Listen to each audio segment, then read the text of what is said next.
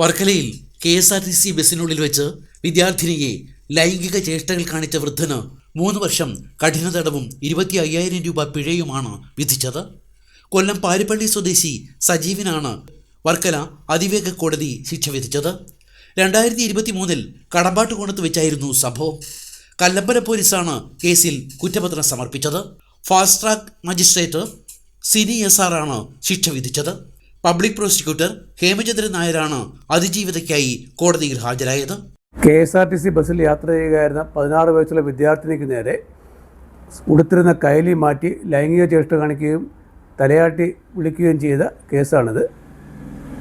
ഈ കേസിലെ പ്രതിക്ക് വർക്കല ഫാസ്റ്റ് ട്രാക്ക് സ്പെഷ്യൽ കോടതി 3 വർഷം കഠിന തടവും 25,000 രൂപ പിഴയും വിധിച്ചിട്ടുണ്ട്.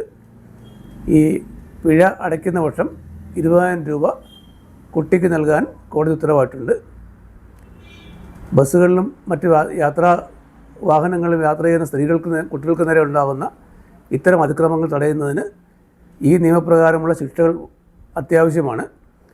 പരമാവധി ശിക്ഷയായ 3 വർഷമാണ് സെക്ഷൻ 12 പോക്സോ ആക്ട് പ്രകാരം ഈ കോടതി ഇപ്പോൾ ഈ പ്രതിക്ക് നൽകിയിട്ടുള്ളത്. പിഴത്തുകയിൽ നിന്ന് 20,000 രൂപ അതിജീവിതയ്ക്ക് നൽകാനും കോടതി വിധിച്ചു.